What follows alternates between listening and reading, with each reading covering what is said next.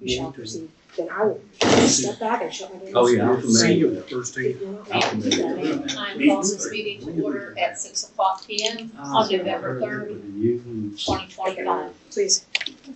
Have a seat. Ladies and gentlemen in the gallery, if you have a cell phone, please make sure it is on silent. Okay. Ms. Rain? Go ahead. Yes, excuse me. Miss Secretary, will you please do the roll call? I just jumped ahead. Gwendolyn Sykes. George Ross. Here. Laura Keough. Present. Sean Carr. Present. Okay, we have two cases which are actually one case.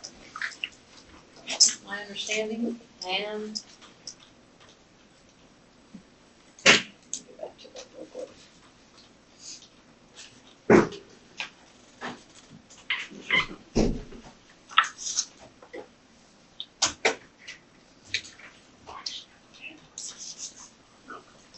Two public hearings. First application, BZA 25-4 of JG Transload LLC, property owner for an appeal of the zoning administrator's decision that the property owner is in violation of section 1-1013 zoning and permit occupancy permit guidelines for failure to obtain a zoning permit and site plan approval for site development work at the property located at 2397 Carsville Highway with a tax map number of 69-01-115.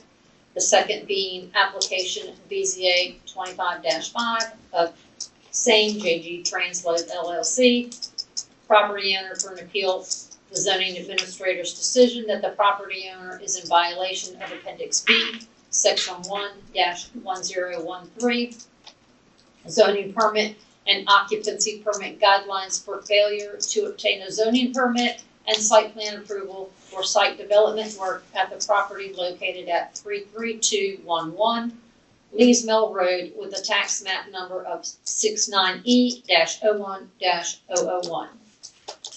All right, Ms. Ring. Good evening, members of the board. My name is Amy Ring. I'm the county's community development director. I just wanted to make a note that there are two separate appeal applications tonight. They're two separate properties. They're not connected.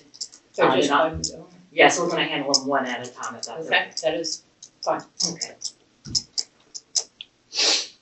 So the first public hearing item for you tonight is BZA 25-4 for a zoning administrator appeal for 2397 Carsville Highway owned by JG Transload LLC. Lauren Rose is representing the property owner, JG Transload LLC. The tax map number is 6901-115. It is in the Rural Agriculture Conservation Zoning District. It is also in the Highway Corridor Overlay and Floodplain Management Overlay zoning districts. A summary of the request is it is an appeal of the zoning administrator's determination that the property owner is in violation of section 1-1013, which is the section of the zoning ordinance that requires that any new use, construction, or development of the site requires a zoning permit. And this is based on the fact that the first notice of violation went out without certified mail. This is a location map for the tax map number located on Carsville Highway. Just to the southwest of it, you'll see the Parker Oil Facility. The site includes about 7.2 acres approximately. It has a 32,000 square foot plus existing industrial warehouse on it. This is a zoning map showing you that the property is adjacent to other rural agriculture conservation zoned properties in addition to a planned mobile home park zoning district and an urban residential conditional zoning district and a suburban residential zoning district that was rezoned some time ago. This is a very busy approved simplified site plan that was originally submitted in 2024 when the property owner first bought the property. It shows the existing conditions of the site. You'll see the outline of the building here. parking out front that was noted as customer parking, an existing gravel driveway that accessed Route 58, that then went back behind the property to an existing gravel area where the trucks would load and unload. The swamp or the flood zone, special flood hazard area that I mentioned earlier, is on the eastern property line. This is a picture showing the building, what it looks like from the front on Route 58, the existing industrial building. And you'll see the horseshoe driveway, existing driveway there in the front. This is the new gravel area that was put down after the simplified site plan was approved behind Parker Oil on the west side of the site. This is the east side of the site. The trees are approximately where the special flood hazard area is and the area where it is being used as a parking area for trucks and personal vehicles. A little bit of background on the site. In October 2002, the Board of Supervisors approved a conditional zoning for the property to allow a metal prefabrication business to occupy the site. That's when they built the original industrial building. In 2005, the county underwent a countywide rezoning, and this site was taken back to rural agricultural conservation. It still is allowed, though, to have that metal prefabrication use on it if someone so chose. In March of 2024, a simplified site plan was approved for the use of the existing building and gravel area for an agricultural farm product processing, warehousing, and distribution service for a chicken feed distribution service. In April of 2024, the county started receiving complaints that trucks were being stored outside of the approved areas as shown on the simplified site plan. The staff at that time sent an email to the property owner reminding him that he couldn't use areas outside of his approved storage areas on the site unless he came back in with a full site plan, and he agreed to move the trucks in a reply email. The code enforcement officer went out after that, several weeks after that, noticed that the violations were still occurring, so she sent a first notice of violation via regular U.S. mail. And in October 2024, the property owner did submit a preliminary site plan application for review and approval. Staff distributed to other agencies and departments for their review and comments, and we sent back a full first set of review comments in December of 2024. In April of 2025, we started to receive additional complaints about additional improvements being made to the site, that there was motor vehicle repair occurring on the site. Staff had assumed that they had been working on their site plan revisions at this point, so we sent an email asking about when they plan to resubmit. We didn't get a response back, so the code enforcement officer went back out, did another inspection, found that the site was still in violation, and sent the first notice of violation via regular U.S. mail again in June of 2025, a second one in July, and then the third one went out with certified mail on August 18, 2025.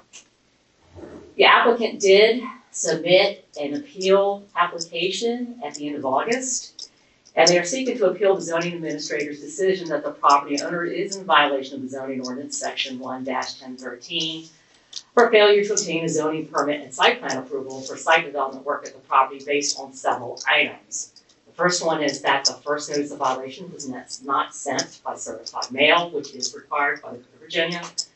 The second assertion was that the first notice of violation did not include a reference to the 30-day appeal period along with information on how and where to appeal along with the applicable fee.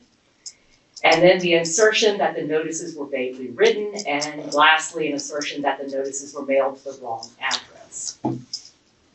Staff looked at the application and investigated its own processes and found out that, yes, we did not send the first notice of violation via certified mail, but we did send it with the third notice. Normally, this would cause the zoning administrator to begin the formal notice of violation process from the start, as the property owner has not yet abated the violation nor submitted a revised site plan, so the violations are still occurring. The property owner was aware of the ongoing violations as acknowledged through email correspondence and submission of a preliminary site plan. Both first notices of violation included required appeals information, and the notices were mailed to the last known address shown on the county's current real estate tax assessment records as permitted by section 15.2, 2311A of the Code of Virginia and by our zoning ordinance. We do have a set of recommendations on how to move forward with this set of violations. The first couple of recommendations, you would direct the zoning administrator to begin a new notification of violation process, beginning with the first notice being sent via certified mail, as it should be. Second, direct the applicant to provide an address to which certified mail can be delivered, and they can sign and send back the acknowledgement receipt back to staff when they get it. Or the third recommendation could be, in lieu of a new notification process and enforcement action, the applicant submit a revised site plan for review and approval no later than January 7, 2026. I'm available for questions following the public hearing.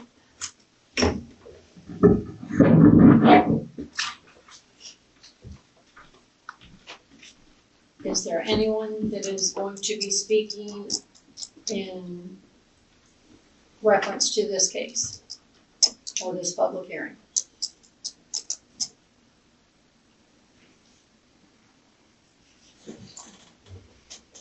As I can see that the applicants decided that he was going to leave along with his attorney or his designation. So at this point, I'm going to call the public hearing closed. Okay, Open it and close it. well, I think you I should think- sit there and call for any Yeah. public comments. Yes. My brain is, sorry. It's kind of like I got half of it in one spot. Then we're going to do it this way. I declare this public hearing open for comments. Anyone that is going to speak in reference to this account, please stand so that the secretary can administer the oath.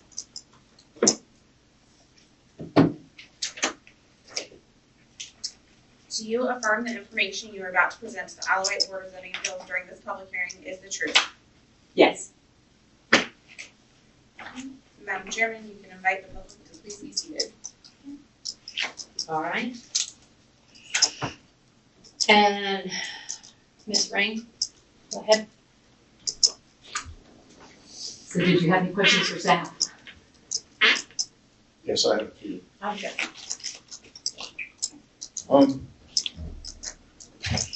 Start with the whole thing is a little confusing. We have all these correspondence going to a John, and we have a Jessica listed as on the appeal.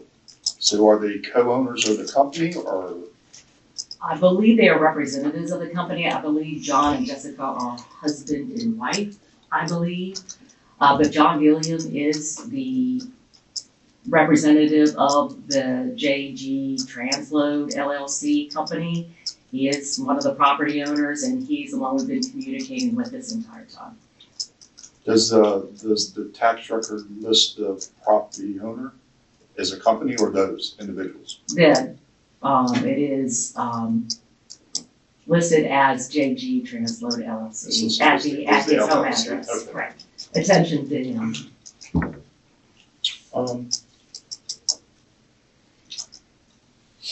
So they are the property owners as well, and purchased the property and 2024 was when I was 2024. dealing with the real estate transaction, Right. yes.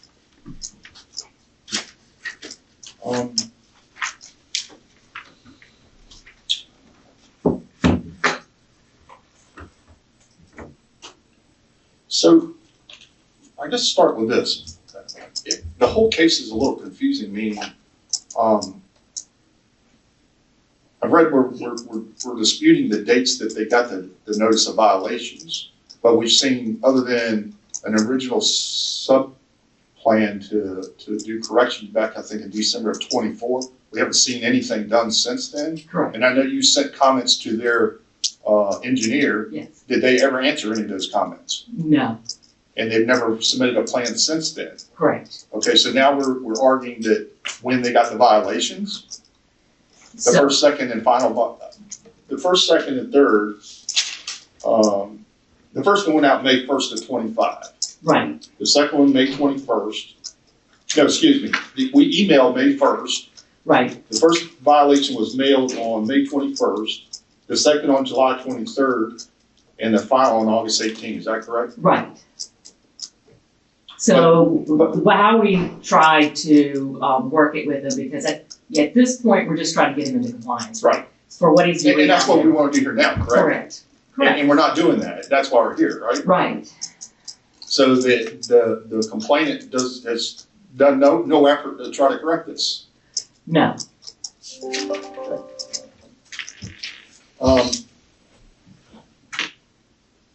So I know there was argument in here when he got his notices, but yet, I saw arguments where he said that you didn't have the correct address. You sent the notices to the wrong address, but all the notices I saw had their correct address that was listed on his email was our new address, correct? right, so the notice of violation can go to either a registered agent Right. as listed by the State Corporation Commission, or what's listed on the county's current real estate record, Right. which is what we sent that to, because he's local, he lives here, so. Correct. And he, in more than one email I saw where he had it highlighted that said, here's my new address, which is listed as the Zuni address that's listed on all the notices. So for him to say that he didn't get the notices, I'm a little confused there. Right. But anyway, that's all the questions I have for that. Anyway. But just one more time, we haven't corrected anything on this property. No, And we've never received comments back from his engineer, correct? correct. Okay. Mr. Yocum, do you have any questions for staff on this one? No, Mr. Rawls asked most of the questions I wanted to ask. After going through and reading the entire documentation he gave us, I was quite surprised to see that there was just no lack of reply. Continual. You think if there's that much concern and that much investment in business. So yeah, just Mr. Rawls, I'm very surprised. This would be very easily rectified if you just come into compliance, which is our goal. Right. Right. Yes, thanks. Yeah, I read it, I thought it was kind of confusing as far as these violations are concerned, but if it hasn't been addressed, then Ms. Ring, was the cease and desist order posted for them? We did post it when we started getting complaints that they were doing other things on the property, because we didn't want them to invest any more money in making improvements they might have to redo or tear up. So typically when we post a cease and desist is to get somebody to stop and come ask us questions, especially when they're not responding to emails or, or letters. So we'll, that's kind of Did they ever cease and desist at that property? as far as I know, that they have not done anything further that I'm aware of. And it was approved for agricultural farm product processing, warehousing and distribution service for chicken feed. Correct. Correct. And is there been any proof that that's ever happened? So we did have the state fire marshal go inside and take a look, because after the Iowa fire instance, we were hearing there were other things happening on the property that weren't necessarily permitted. We wanted to make sure there was enough public health, safety, welfare issue at the property. So the state fire marshal can enter a property and do a look to make sure there's nothing dangerous, like, structural changes or electrical that would potentially cause a fire risk or hazardous material risk to public and environmental health. So he went in and he confirmed that it was a chicken feed, that is what they were doing in there. There were some other things that he needed to fix, like fire exits, and there was a fuel tank being stored inside that if we ever, proceed to another violation process, I'll have to take a look at. They were never approved to work on vehicles inside that building, or tractor trailers and or trailers on that property? He did not include that use on his approved simplified site plan. That's not what he told me he was doing. However, it appears, according to the state fire marshal, that he is working on his own trucks. So because he is in the transportation business, it's almost like kind of an accessory use to what he's doing there. However, we would just need to be careful in reviewing that to make sure that they are indeed just belong to his business. And they do, and also the trailers that were parked in an area that was behind the building, that was not approved to have that put down there. Right, And they put it down on the flood line. they did, they encroached into the flood hazard area as well as the area behind Parker Oil. And that's the improvements that were being made without permit. Okay. Does anybody else have any questions? I had a brief follow-up with that, when you mentioned the vehicle repair being done. Do we know if there's ever been any business entity licenses filed in the county for them to be a truck repair place, and have there been any receipts of income? No, so the business license he does have, and the Commissioner of Revenue did confirm it, is for his transportation and distribution. So we don't know if there's any evidence of vehicles outside of his Right. business, okay. Okay. But intentionally, the use is for chicken feed. Warehousing and distribution. Discussions? One more question, the property map shows, I assume the blue line is the flood zone boundary? Let me pull up the location map. That'd be great. All right.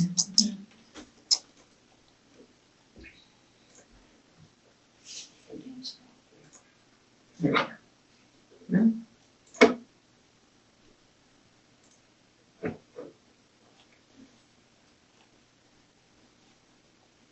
The one above, yeah, that one. This one right here? Yeah, is the blue line the edge of the, So that is usually the center line of the creek, oh, or the okay. water feature. Correct. So do we know which section of the property is actually in the flood zone? So it should be, yeah, so along the eastern property line right here is what our maps show it. It's right here. And it is shown on his preliminary site plan, the first submittal he did has this as being the flood hazard area in here. That's flood zone, but it's not RPA, is it? No, they are Research outside of engineer? Chesapeake Bay. It's not, okay.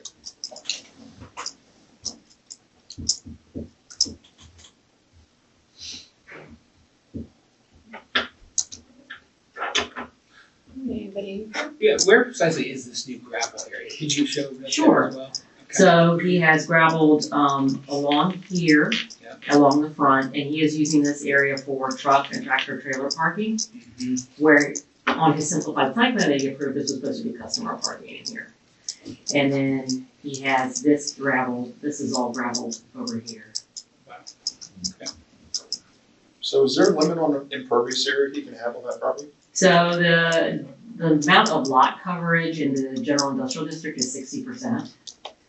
His existing simplified site plan that he had approved showed an impervious area of about 10 to 11%.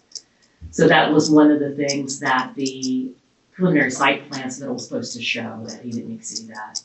So he's more than that now that he added the additional gravel, correct? Yeah, he is definitely more than 10 to 11%.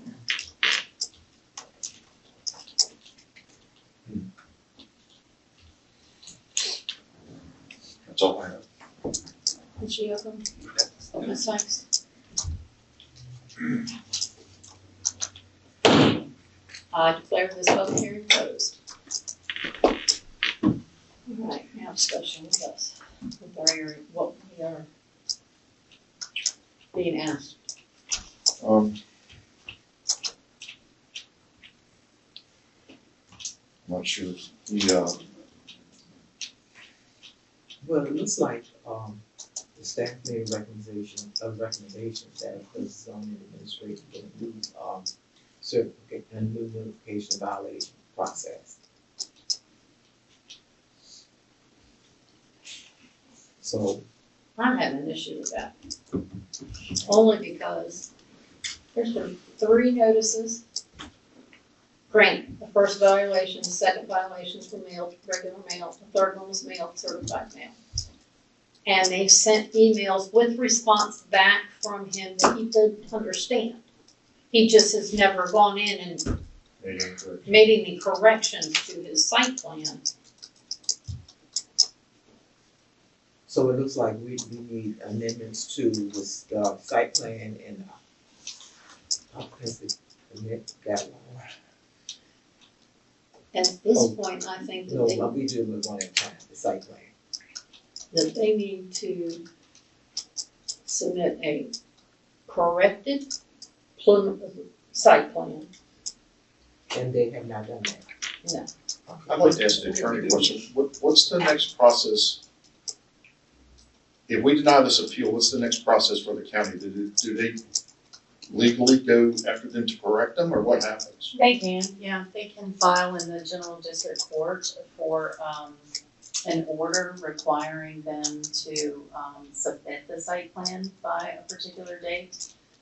They could even ask for, civil penalties. But it would be, denying the appeal at this stage would allow the county to take it to the next step, which would be to court. Thank you. If I could ask the attorney as well, with the ultimate goal of being for the individual for adherence, correct? Correct. Just to adhere Yes. to what was in good faith began. So we're looking for that. Yeah, I tend to err on the side of Ms. Carr's comments as well, just regarding that there's just been many attempts by the county, by the administrator, to motivate adherence, and it hasn't come to fruition. And using sensible cause, I don't have a clear expectation or a good faith that it will change. It's been demonstrated that it's a very slow no-go to the adherence situation. So I'm kind of in line with Ms. Carr as well on that. Yeah, I don't think the notification is the problem here. I think that the problem is that the property owner just hasn't made any good faith effort to try to correct any of these deficiencies. And it would be my recommendation that we deny this appeal based on, one, the property owner didn't, as advice of his counsel, didn't stay here to try to answer any of these questions. And two, he hasn't made any attempt to correct any of the problems. Well, are they determined to follow through with this work that they're doing or that they're requesting? I mean, why can't we just do what cease and desist? Is that what it's She's called? already issued She's a already cease and issued desist. that. She's already issued that, She's already issued that. They ignored. and they've ignored it. Well, give them another one. I mean, because they don't have any grounds for continuing to work. As a matter of fact, they're in violation of doing anything that they are doing on that property. Mm-hmm. Cease and desist. I mean, They violated the cease and desist order. They Maybe haven't they filed the stepped site out. plan, and I have to go with Mr. Rawls on this, is that they've been given the opportunity to bring the site plan and submit the site plan, get in touch with the county zoning and permitting, and say, hey, what can we do what do we really need to do? Their agent can do that, could have done that. well, they haven't done any of that. They haven't done anything. The engineer hadn't even So, answered her what do we questions. And if the engineer hasn't answered her questions, then I just can't see why we, Cease and desist.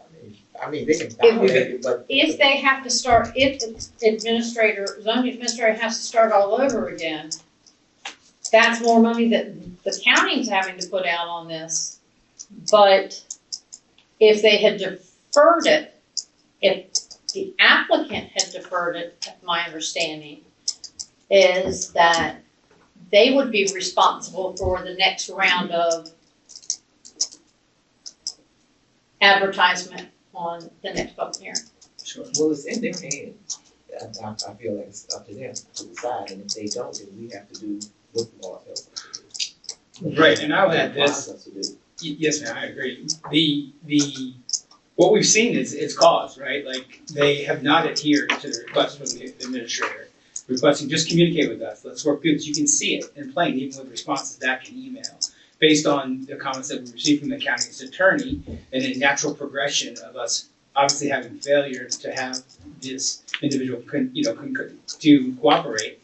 The next natural step is to deny the appeal, which would then give the county the ability, if I'm incorrect, please correct me, we would then have the ability to possibly bring the county, let's say, administrative and legal functions into play to get this corrected. We can't simply ignore code and allow someone to wheelie-dealy do it because we're not willing to go through. That is an unfortunate part of the Board of Zoning Appeals that we all, like the citizens, we have to stand by the law. We have taken an oath to it, and the code says you're in violation. We have gone through A, B, and C.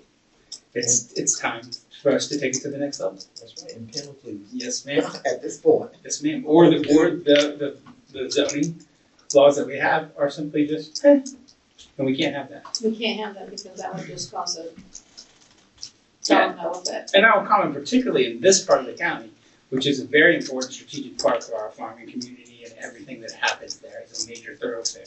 We must err on the right side of the code. Madam Attorney, Yes, ma'am. if we had the administrator start all over again, I'm just kind of throwing this out there. We mailed it to the address that is correct on there.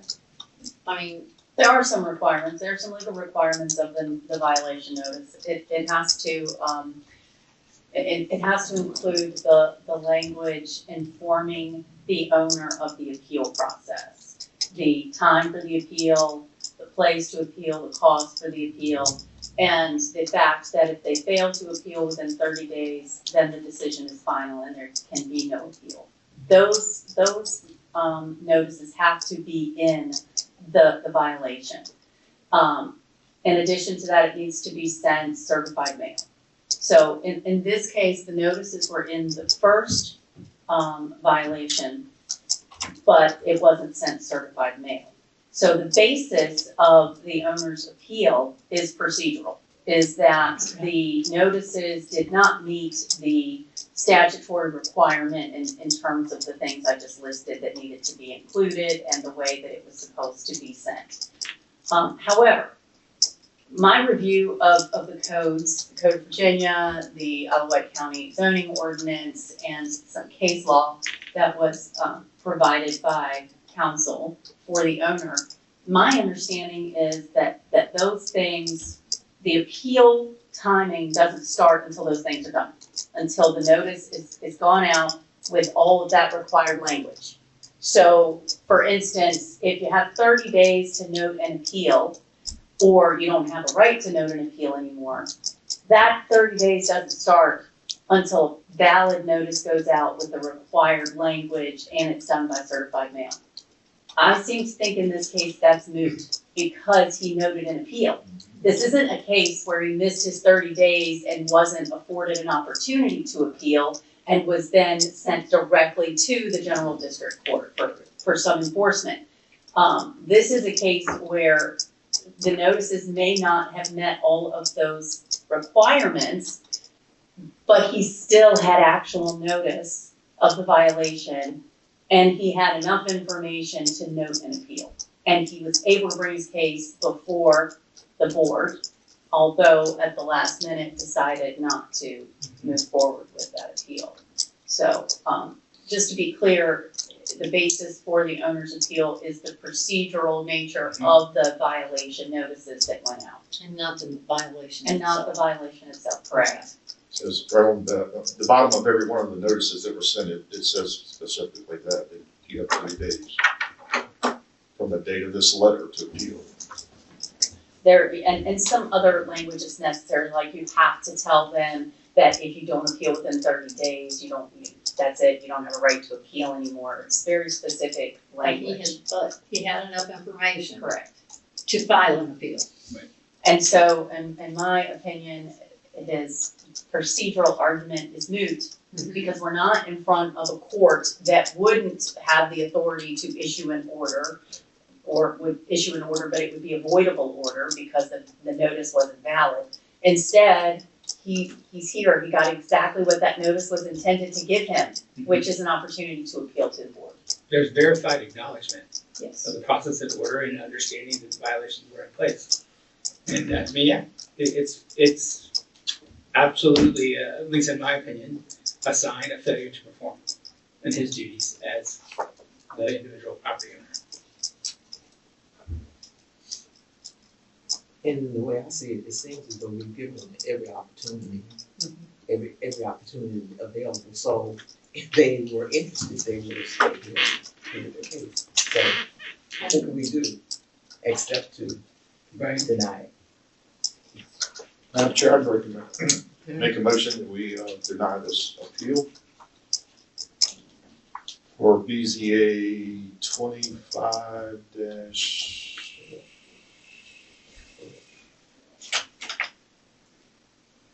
5-4. Do I have a second? I second. Madam Secretary, you call for the vote. Bill Yocum, I vote yay. To George deny. Rawls, Yes.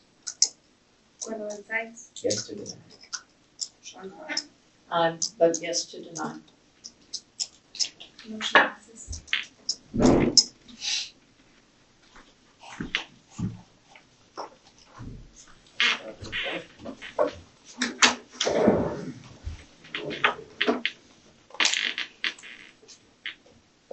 So the second public hearing item before you tonight is a similar type of case, same property owner, but it is located a little further west down the road from the first site.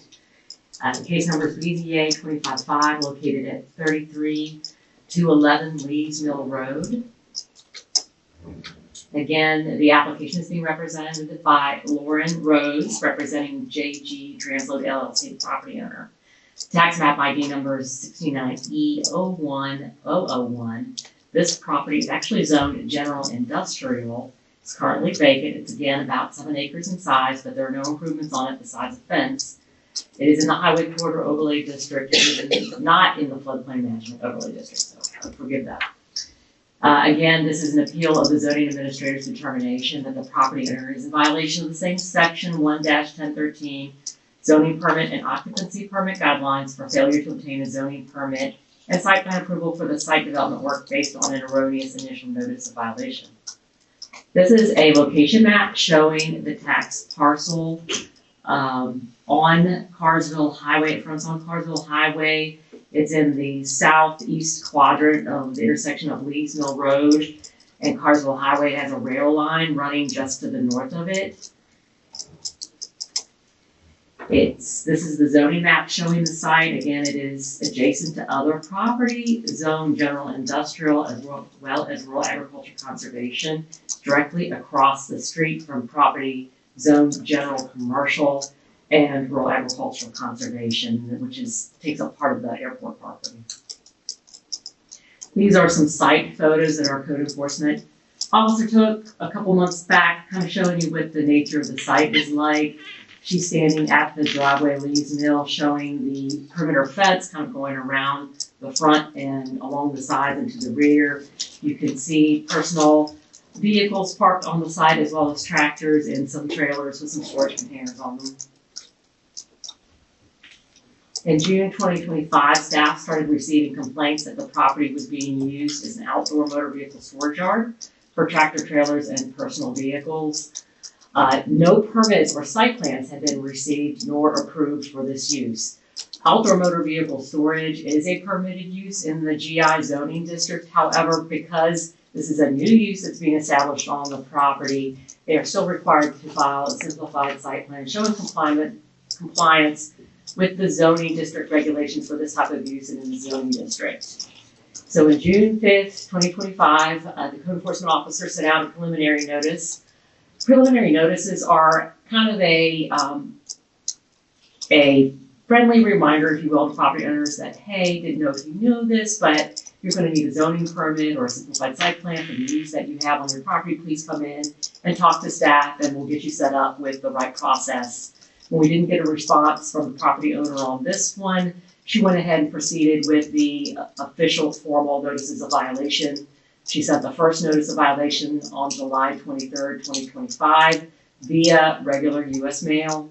And then she sent a second one on August the 19th after another site inspection found that the violations were still occurring and that he had not submitted any kind of permit application for the use on the site. Again, that went out regular US mail, and before she could send out the third one, the applicant filed an appeal.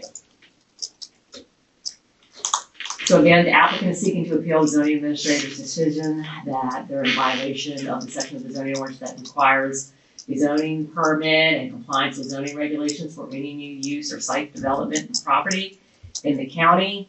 Again, they are arguing a procedural matter where we didn't send out the first notice of violation via certified mail. That's being required. An assertion that the first notice of violation did not include a reference to the 30-day appeal period, along with information on how and where to appeal, along with the applicable fee. An assertion that the notices were vaguely written, and an assertion the notices were mailed to the wrong address. So much like the first case you heard. Again, staff looked into their claims, and we did acknowledge that the first notice of violation was not sent via certified mail, and that this normally would require the zoning administrator to start the notice of violation process all over again. The violation is still occurring. He has still not submitted any zoning permit applications or simplified site plan application. The first notice did indeed include the 30-day appeal information that they said wasn't there, and there's a copy of that in your application period. And again, the notices were mailed to the last known address shown on the county's current real estate tax records as permitted by the zoning ordinance and state code. So staff recommendations are pretty much the same as the last one. Direct the planning and zoning administrator to begin a new notification process, beginning with the first notice being sent certified mail. Ask the applicant to submit an address which we can send the certified mail to, and which you can receive it and send back the acknowledgement form. Or, in lieu of a new notification process and enforcement action, the applicant could submit a simplified site plan for review and approval no later than January 7th, 2026. It's about 60 days. With that, I will be available following the public hearing for any questions. I declare this public hearing open. Anyone that is going to speak in reference to this public hearing, please stand and have the oath administered.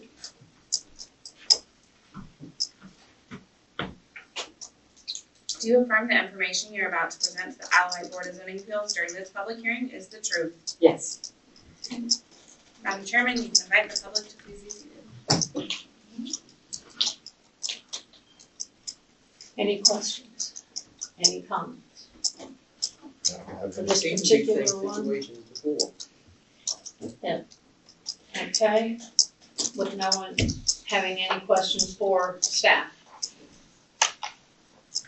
So just again, for the record, they have never responded to this with any correspondence whatsoever? Correct. No phone calls, no emails, no Stopping by the office, nothing. nothing, okay. But they did file an appeal. Yes. And they did file an appeal? Yes. Due to your knowledge, and especially on site inspection, do you know, have they made any improvements out there at all? Not that I can see. Okay. But they would have to have a site plan before they did any improvements, correct? Correct. They would need to show that they're meeting setbacks, meeting screening standards, height requirements for fence and that kind of thing. Yeah. And also for the record, the chain link fence there was never permitted as well. Correct. They just showed up. And the gate has, as of yesterday, has not been fixed. No. Again, they made no efforts. Right or wrong. And cease and desist order issued on this one also? I don't believe so. Okay. Because basically, it's a big open area with a fence that hasn't been permitted and no site plan or anything telling us what it's going to be used for. Right. Which leads me to a question of,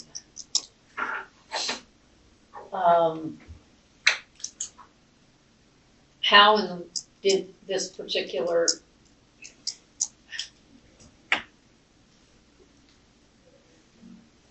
that property has been per se rented to International Paper for the storage of their tractor, of the trailer part of the tractor trailers. So that is not permitted through what their thing was. No. So the previous owners, it seemed to be sporadic when you would see cars there and when you wouldn't. I know that this code enforcement officer has been keeping track of when she's seen it, and when she was out there after the last complaint, she noted that they were the same trucks that belonged to 2397, the business at 2397 Carsville. So that's actually kind of tracked down who was using the lot. And the same, found out this, when she did the research, it was the same property owner. Because at one point there was about 30 trailers out there. And those belong Yeah, to and the pictures are- International Paper. Yeah, I'm seeing flatbeds, trailers, I'm seeing Connex boxes that are leveled on the ground, which means they're probably using a drag sled. Does the fence go around that entire property I believe so. with barbed wire? And not looking good. Picture show.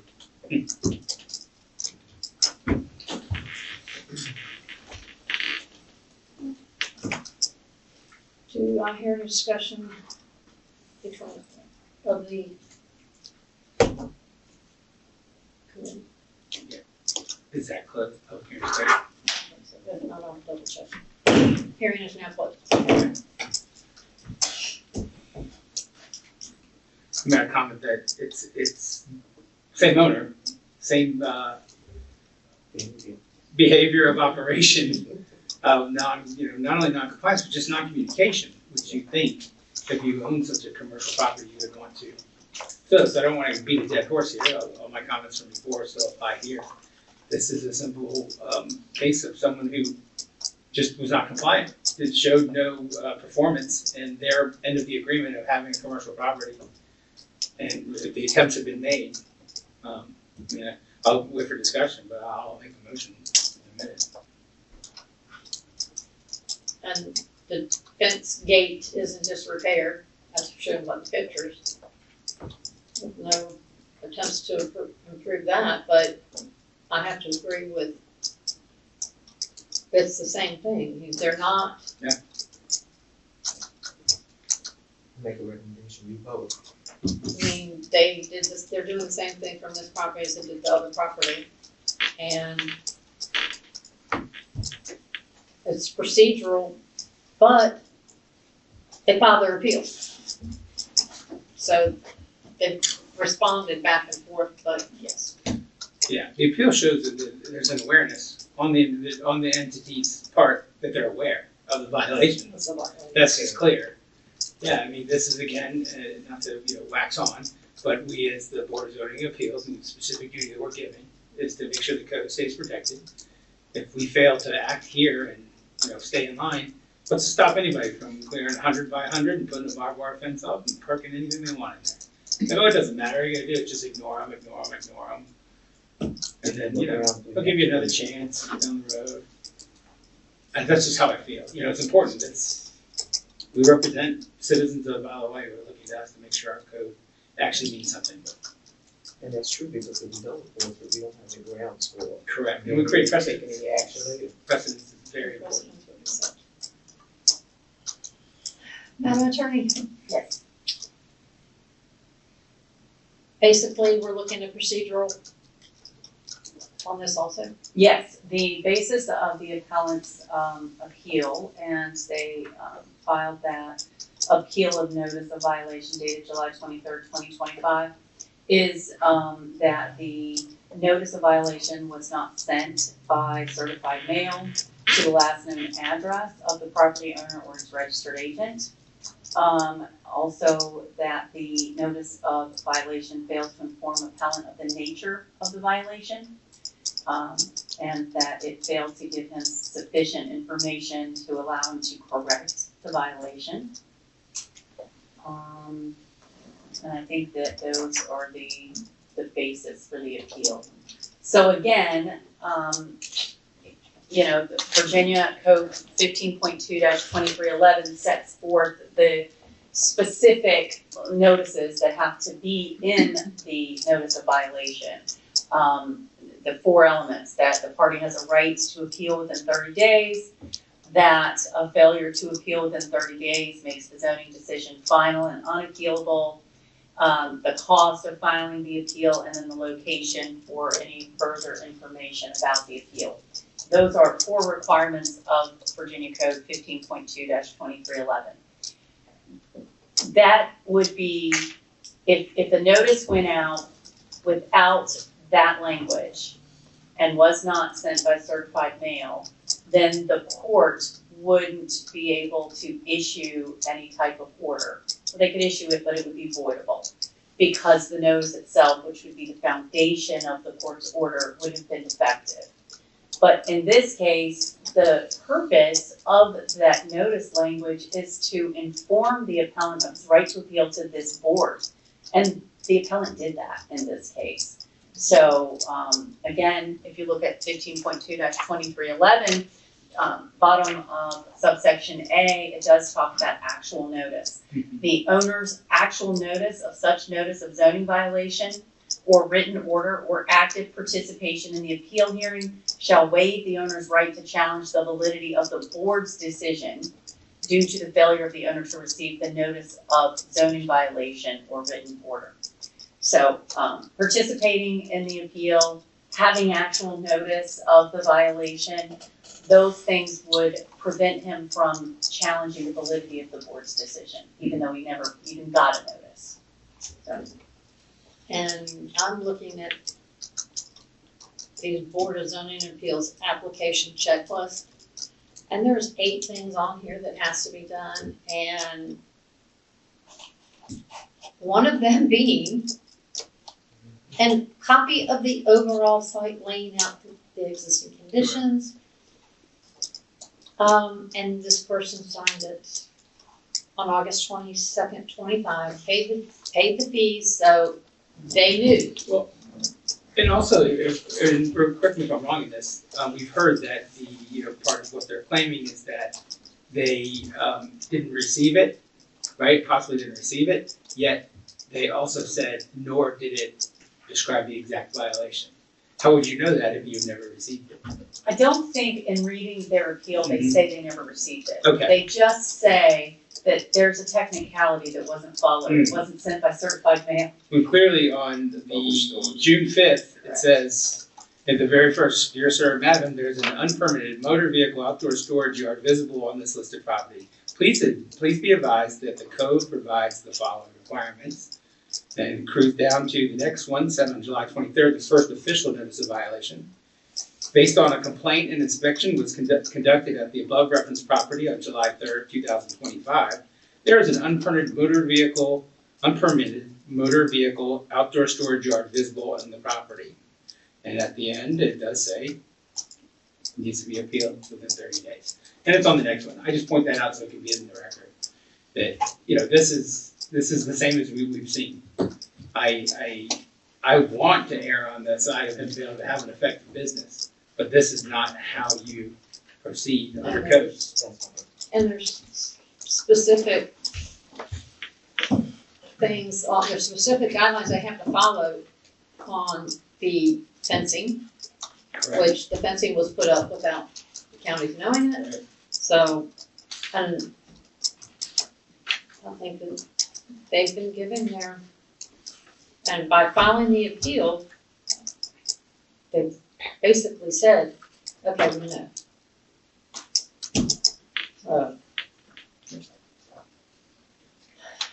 Do I have a motion?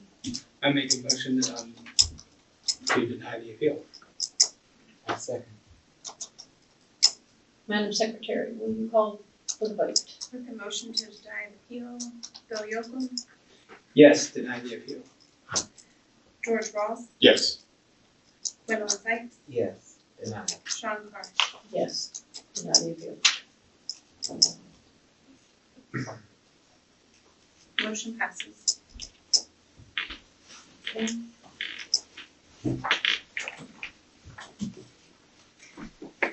That is all the items that we have for you tonight.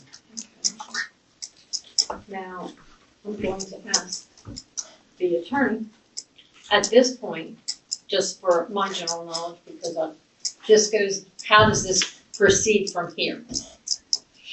So the zoning administrator will make a decision on next steps. I'm sure will attempt to work with the owner before having to take any court action. And then if that isn't satisfactory, then the next step would be to take some court action. I think the indication is that they're willing to work with. the zoning administrator Yeah, to that's correct some of the violation. And maybe realize that, hey, it's good to follow rules. Yeah. And communicate. That's, Okay. Alright. Since the public hearings have been closed, we do have another items on our agenda. Okay. One being the retirement of Sandy. That is new business. I know she reached out to you all last week, but before that, did you all want to adopt the June minutes since you had a chance to take a look at those and see if they were okay? Yeah. Make a motion, we adopt the minutes from our June 2nd, 2025 Board of Appeals meeting. A second. Madam Secretary, call for the vote. Motion to approve the adoption of June minutes. Bill Yocum, Yes, approve. George Rawls, Yes. Gwendolyn Sykes, yes. Sean Carr. Yes. Motion passes. Note from that meeting, Amy, Mr. Ely has not come back. No, so he is still, we've been watching his progress on Brewers Pick Boulevard as he slowly Trailer's goes down. He's not, he's been. Right. And I know when Sandy talked to him several weeks ago, he was working with the health department on that, locating that septic system. So that was on the list of things she asked me, so she left for me after she retired, was to follow back up with him and see if he's ready to come back to that. See the church sign clearly. Yes.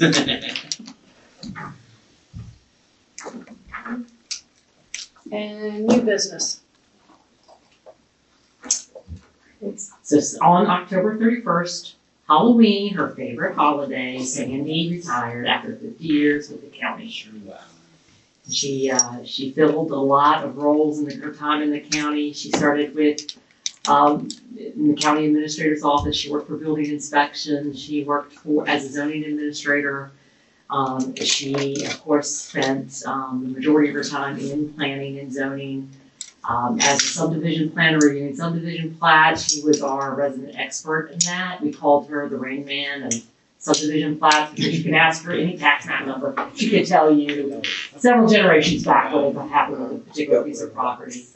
And she was always willing to help staff, always willing to help the public, always a friendly face, always very empathetic with applicants coming in the door wanting to do things, and always willing to listen to what it was and find a way, very solutions oriented. So we are going to miss her a lot. I know that Rachel sent her a message this morning, said, "You're late." I get with her a lot before I moved to Virginia. Was, and I'm not aware, obviously, but was there anything drafted or produced that would commemorate her long-term service? And So she did receive a resolution of appreciation from the board of supervisors. Okay. yeah, So she did receive that as well. I was wondering if she just retired from us. Retired her job, but she retired from it all. She retired from it all. In fact, she said that, when I talked to her over the weekend, it was, "I'm not gonna have anybody to travel with." I said, "Sandy, yes you do." I said, "You picked up the phone and you said, 'Hey, this is where we're going, you wanna go?'" I said, "I'll be out there." not calling for a motion, but would be kind of a unique idea just to throw out there to have some type of a commemorative type of plaque that we pass on wood that could maybe mount right there commemorating her official spot. Yes. And so she could be into perpetuity. I think that would be really neat. Yeah. I'm sure somewhere in the county we have those people that can do it. Right. Probably the school system, Yeah. because they do all of the plaques, Yeah. from. Is that something, if we're in agreement, that would be kind of neat to, from us as a commemoration of her service? And then maybe allow Mr. Green to make the wheels of the bus go round and have it put in place, or I don't know, I just think it'd be neat. 50 years is a long time. Yes. I'm absolutely blown away by a commitment to service. process. I think it should be commemorated. Yes, her and my husband had these battles back and forth of who's gonna be longest. Do you have any comment on that, Ms. Ring, that idea? No, I can certainly reach out to our public works department, see if it would be okay. I'm not sure what the process would be, but I mean, I think it's a great idea to have some kind of clock and Yeah. stuff, but. And Right what there. about giving it to her? Sure, whatever. Giving it to Yeah, her, and she can something stick that on could, the I think wall. something, yeah, 50 years. In her office. She's been in this room over the years. It's Oh, quite. I'll yeah. just start bringing her picture with me. There you go. Yeah. Let's get a cardboard cutout. And so when you all are ready, maybe if we have a meeting in December for your, and I'd like to introduce Rachel Bass for those of you who haven't spoken with Rachel yet. She is our interim secretary until you all take a formal motion to appoint a new secretary. I know your annual meeting would be coming up in the next couple of months. You may have a new application coming before you, if it's ready, in the next month or two, plus Mr. Ely, so hopefully I can get them both on the same date as well as your regular organizational meeting. And Did at you that sign point. that 50-year contract? The Lord willing and the creek don't rise. Alright. Is she two-headed? Isn't she good, or? She's our zoning coordinator in the That's what I thought. office, Yeah. yes. She's following after Sandy. She was- Andy taught me everything I knew so far. Excuse me? I've dealt with you before. Probably.